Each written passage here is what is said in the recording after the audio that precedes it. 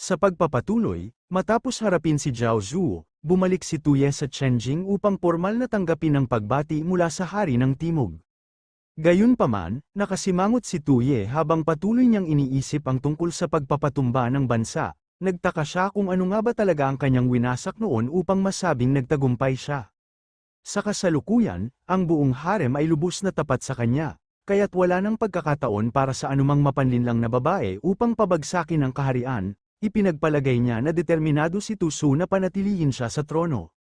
Napansin din ni Tuye na matapos ang pagkamatay ni Zhao Zuo, si Li Tianyuan ay ganap nang natuyo. Dahil dito, ang mga opisyal sa hukuman, parehong sibil at militar, ay nanatiling matatag na parang bato.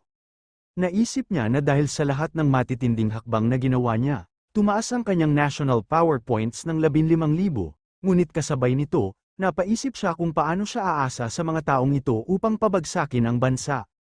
Samantala, nagtataka si Li Tianyuan kung bakit walang bakas ng kasiyahan sa mukha ni Tuye, kahit na napuksa na si Zhao Zuo at lubos nang sumunod si Tusu. Habang pinag-iisipan niya ito, napansin niyang nakatitig sa kanya si Tusu, puno ng matinding galit ang mga mata. Dahan-daang itinuro ni Tusu ang kanyang daliri sa kanyang leeg, malinaw na nagpapahiwatig ng mensahe kay Li Tianyuan. Dahil dito, mabilis na naunawaan ni Li Tianyuan ang sitwasyon, siya na lamang ang natitirang hadlang matapos mawala ang balanseng ugnayan sa pagitan ni Tuye, Zhao Zuo, at Tusu. Noon, hawak ni Tuye ang kapangyarihan habang ang dalawang iba pa ay nagpipigil sa isa't isa. Ngunit ngayon, siya na lamang ang natitirang salik na hindi pa sumusumpa ng katapatan sa bagong emperador, at malinaw na nais na siyang alisin ni Tusu. Napagtanto niyang dumating na ang oras upang pumili ng panig. Nagulat si Tuye nang biglang humakbang si Li Tianyuan pasulong. Ipinahayag ni Li Tianyuan na narinig niya ang ipinamalas na tapang ni Tuye sa personal na pagbitay kay Zhao Zuo, ang traidor ng bayan, at sinabi niyang ito'y nagbigay ng labis na kasiyahan sa lahat. Ngunit biglang nagbago ang kanyang tono, ipinaalala niya na ninakaw ni Zhao Zuo ang pangmilitar na token mula sa kanya, na nagdulot ng kaguluhan sa bayan. Sa huli, hindi niya ito napigilan, kaya't malaking kasalanan ito sa kanyang bahagi. Lumuhad siya at nag-alok na tanggapin ang parusa. Hinihiling kay Tuye na alisin siya sa posisyon bilang Grand Secretary upang maging halimbawa sa iba. Gayunpaman, bago pa siya makiusap ng lubusan, pinigilan siya ni Tuye. Sinabi nitong wala siyang ganang pakinggan yun sa ngayon, dahil labis siyang napagod nitong mga nakaraang araw. Habang minumura niya ito sa isip, naisip niyang ang mabilis na pagpapalit ng ekspresyon ni Li Tianyuan at ang husay nito sa pagpapasa ng sisi sa patay ay tunay na kakayahan ng isang veteranong manipulador. Inihayag ni Tuye na balak niyang magtungo sa isang incognito na paglalakbay upang personal na libutin ang Chen Dynasty, kaya't ang usapan tungkol sa pagbibitiw ni Li Tianyuan ay tatalakayin na lamang sa kanyang pagbabalik. Nagsimulang mag-alala si Li Tianyuan, kapalit pa lamang ng kapayapaan sa hukuman. Kaya't ano ang binabalak ni Tuye? Susubukan pa sana niyang kumbinsihin ito na pag-isipang muli ang desisyon, ngunit agad siyang pinutol ni Tuye. Tinanong siya ni Tuye kung inuutusan ba siya nito. Agad na sumagot si Li Tianyuan ng hindi at sinabing hindi siya mangangahas. Samantala, nasa isip ni Tuye na hindi siya maaaring umasa sa mga opisyal at general upang pabagsakin ang bansa, ngunit sa kabutihang palad, marami pa ring malalakas na panlabas na puwersa. Naalala niya ang tribong Kanglang mula sa Hilagang Kapatagan, na madalas salakayin ang hilagang hangganan ng Chen, maging si Tusu, na nagbabantay sa hilaga, ay ilang beses nang nakipaglaban sa Kan, at Tuoba Shan, at pagdating sa lakas ng labanan, tila patas lamang ang kanilang puwersa. Napag-alaman ni Tuye na sa timog ay naroon ang bansang Jing, na nakatayo sa kabila ng ilog mula sa bansang Chen. Ang pinuno nito, si Chulai, ay hindi lamang isang bihasang strategist kundi isa ring mandirigma. Ang kanyang yumaong ama ay nanguna sa maraming kampanya laban sa kanila. Ngunit lahat ng iyon ay nabigo. Sa huli, pinag-isipan niya ang Red Slave Army, isang kilusan na sinasabing may milyon-milyong tagasunod na nakakalat sa buong bansang Chen. Ang grupong rebelde na pinamumunuan ng mga kultista ang pinakadelikadong banta sa loob ng bansa. Napagtanto niya na ang unang dalawang puwersa ay masyadong malayo. Kaya't sa panahong ito ng kanyang paglalakbay nang hindi nagpapakilala, ang kanyang layunin ay makipag-ugnayan sa Red Slave Army, at gamitin ang kanilang kamay upang wasakin ang bansa. Isinaalang-alang ni Tuye ang ideya, na ang emperador ng bansang Chen na naging especially iya ng mga rebelding sumisira sa kaharian, ito ang klase ng balangkas na kanyang kinagigiliwan. Samantala, napansin ni Li Tianyuan na muli na namang nakangiti si Tuye. Sa kabilang banda, sa kampo ng Red Sleeve Army, nagsindi ng mga sulo, at ang daan patungo sa kanilang punong himpilan ay naliwanagan ng malalaking apoy sa magkabilang panig. Sa loob, nagsasayawan ang mga miyembro, habang nakaupo si Wu Dongshan sa harap ng altar. Isang mensahero ang dumating at nag-ulat ng isang mabuting balita at isang masamang balita. Ayon sa mensahero, 3 buwan matapos maupo ang bagong emperador sa trono, napayapa niya ang kaguluhan sa korte, ibig sabihin, hindi pa tuluyang nauubos ang kapalaran ng bansang Chen. Nagtanong si Wu Dongshan kung ano ang masamang balita. Sa kabilang banda, naglalakad si Tuye sa kalsada ng Longxing kasama si Lord Xiao. Kitang-kita ang masamang tingin ng mga tao sa gilid ng daan, maging ang mga naglalakad sa lansangan. Sa wabi namang naglakad si Tuye nang hindi tinatakpan ang mukha, habang si Lord Xiao ay naging maingat at itinago ang kanyang pagkakakilanlan sa ilalim ng isang hood. Nagkomento si Lord Xiao na ang Longxing ay nasa hangganan ng hilagang kapatagan kaya't magulo ang sitwasyon, maging si Tu So ay nahihirapan sa lugar na ito. Tumango si Tuye, sumang-ayon sa sinabi nito, at tinanong kung tama ba na kailangan niyang maging maingat. Sinabi niya na naulit na ito ni Lord Xiao ng halos 800 beses sa kanilang paglalakbay. Habang naglalakad, napansin ni Tuye na may kakaiba. Ang Longxing ay malinaw na isang mahalagang lugar para sa pamilyang Tu, dahil dito nagsimula ang kanilang kapangyarihan. Isinalaysay niya na 500 taon na ang nakalipas, naglakbay sa hilaga ang mga ninuno ng pamilyang Tu, at pinugutan ng ulo ang isang dambuhalang dragon. Mula noon, nagkaroon ng kapalaran ang kanilang pamilya upang makipaglaban para sa mundo at tuluyang maitatag ang bansang Chen. Bilang parangal, pinangalanan ng lugar bilang Longxing. Gayunpaman, sa kasalukuyan, bagamat bahagi pa rin ito ng Chen, napasok na ito ng iba't ibang puwersa, maging ang Red Sleeve Army ay direktang nakapagtayo ng bayan dito. Napaisip si Tuye, parehong ang kanyang yumaong ama at ang baliw niyang kapatid ay dapat na pinahalagahan ang kontrol sa lugar na ito. Ngunit sa kabila ng kanilang mahigpit na pamumuno, paano nila hinayaang magtagumpay ang Red Sleeve Army sa pagtatayo ng base rito? Naalala niya rin na iginiit ni Tu So na sumama si Lord Xiao sa kanya, kunwari ay bilang pag-aalala sa kanyang kaligtasan. Habang inikat ni Tuye ang kanyang tingin, napansin niya ang dalawang hindi inaasahang mukha, si Li Tianyuan at si Zhuge Xia. Napakunot noo si Tuye, isang bagay ang presensya ni Tu So, pero bakit narito rin sina Li Tianyuan at Zhuge Xia na gumagawa ng eksena?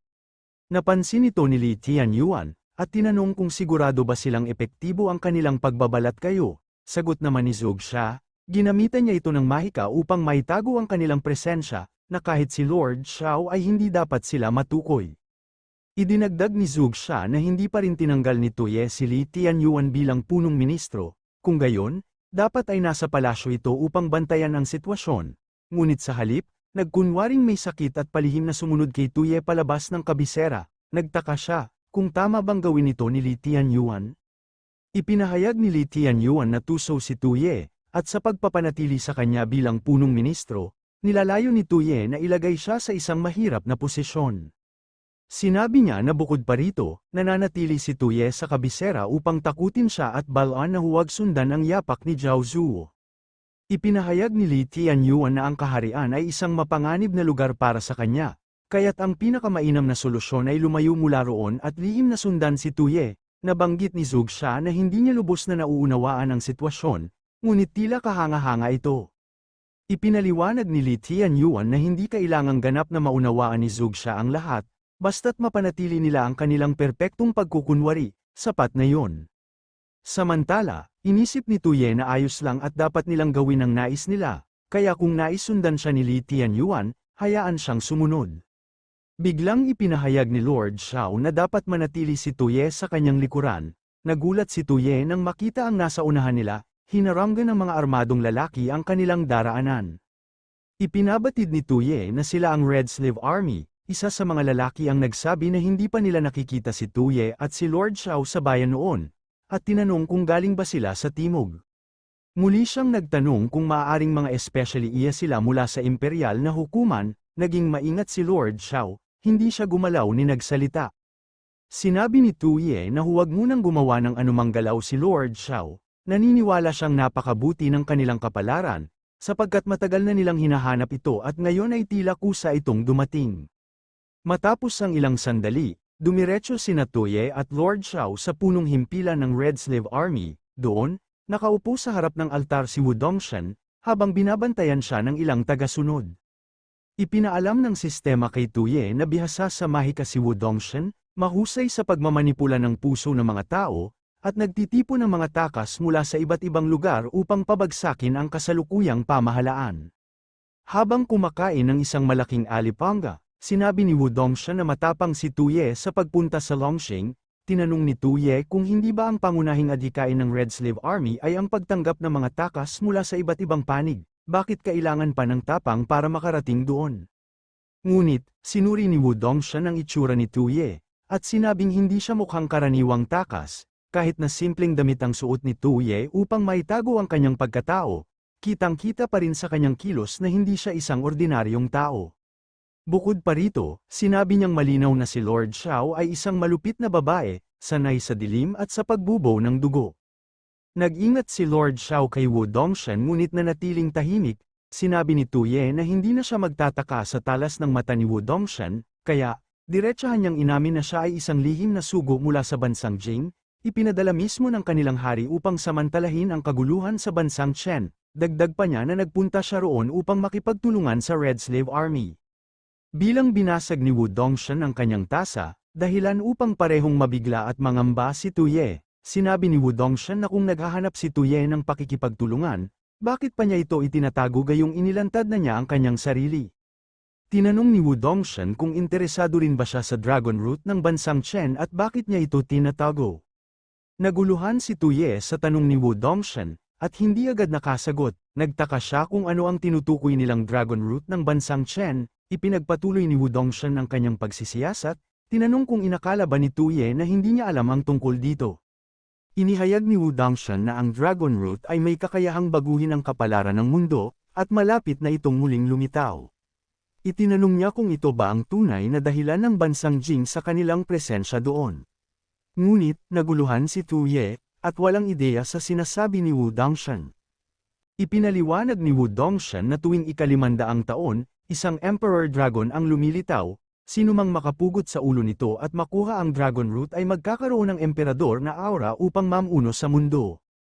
Ayon kay Wu Dongshan, noong huling lumitaw ang Emperor Dragon, ang ninuno ng pamilya Tu, si Tu Changxia, ang pumatay dito at nakamit ang kapangyarihang walang katulad, ngunit hindi niya ito nagawa ng mag-isa, tumulong sa kanya ang kanyang kapatid sa espada, si Lord Shuren. Gayunpaman, si Lord Shuren ay walang natanggap kundi mga sugat lamang, na siyang naging dahilan ng alitan sa pagitan nila. Dahil sa hidwaang yun, itinayo ng bawat isa ang kani-kanilang bansa sa Hilaga at Timog, na nagbunsod sa isang madugong digmaan para sa kapangyarihan. Sa tulong ng Dragon Root, nagawang pag-isahin ng bansang Chen ang buong Hilaga. Samantala, ang pamilya Chu, na nasa timog ng ilog Mujiang, ay hindi makasabay sa lakas ng bansang Chen. Kaya, nagdesisyon silang ipagtanggol ang kanilang teritoryo gamit ang natural na hadlang ng ilog Mujiang. Ayon kay Wu Dongshan, dumating na ang ika-500 taon, at isang bagong Emperor Dragon ang malapit ng ipanganak, dahil dito, muling magbabago ang balanse ng mundo. Ipinabatid ng sistema kay Tuye na may lumitaw na mahalagang impormasyon, ang Emperor Dragon's Aura, na maaaring humantong sa isang malaking kwento ng pagbagsak ng isang bansa. Iminungkahi na makuha muna ni Tuye ang tiwala ni Wu Dongshan upang mas lalong masaliksik ang kasaysayan ng Dragon Root. Nang marinig ito ni Tuye, napagtanto niyang tama ang naging desisyon niyang lihim na pumunta sa kampo ng Red Slave Army. Tinanong niya si Wu Dongshan kung balak din ba nitong kunin ang Dragon Root upang sakupin ang mundo. Ngunit mariing sinabi ni Wu Dongshan na siya ay isinilang na may kapalaran ng isang rebelde, wala siyang interes sa pagiging emperador. Ngunit gusto niyang malaman kung ang bansang Jing ba ay matagal nang naghahangad sa Emperor Dragon's Aura sa loob ng 500 taon. Ipinahayag ni Wu Dongshan na nasa ilalim na ng kanyang kontrol ang lupa, at sa tulong niya, mas malaki ang tsansa ni Tuye na makuha ang Dragon Aura ng emperador. Gayunpaman, Tinanong niya kung bakit niya ito tutulungan at kung ano ang maaaring ialok ng bansang Jing bilang kapalit.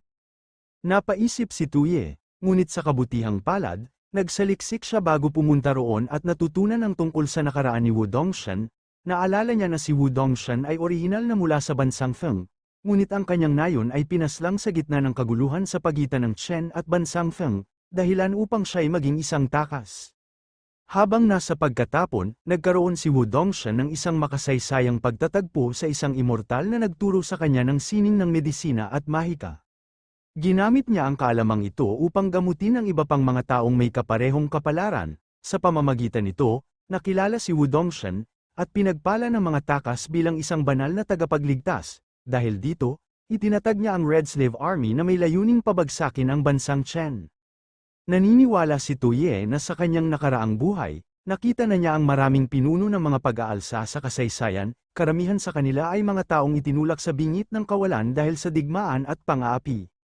Inisip niya na si Wu Dongshan ay hindi naiiba, bagaman nagpapakita itong tila isang di mahulugang mahiwagang nilalang, iyon ay isa lamang maskara upang makaligtas sa magulong panahon. Sa kaibuturan, isa lamang siyang idealista na may simpleng hangarin. Sinabi ni Tuye na hindi na kailangang mag-alala ni Wu Dongshan tungkol dito. Dagdag pa niya, dumating siya sa utos ng kanyang pinuno upang pag-usapan ang posibleng pakikipagtulungan kay Wu Dongshan, at dala niya ang dalawang pangako. Ang unang pangako, ayon kay Tuye, ay ang pagbagsak ng bansang Chen, isang layuning kapwa nila hinahangad ni Wu Dongshan. Ngunit ayon kay Wu Dongshan, hindi ito maituturing na pangako, sapagkat ito ay bahagi lamang ng pangarap ni Tuye na pag-isahin ang buong mundo. Sa puntong yun, ipinaliwanag ni Tuye ang pangalawang pangako, sinabi niyang ang kanilang pinuno ay nagnanais maging isang matalinong hari na tatatak sa kasaysayan, at nangangako itong babaguhin ang mga batas upang makalikha ng isang perpektong makalangit na kaharian sa lupa. Nabighani si Wu Dongshan sa pangakong ito, pagkatapos, tumikim si Tuye at iminungkahi kay Wu Dongshan na pakinggan ang mga prinsipyo ng pamamahala ng kanilang pinuno.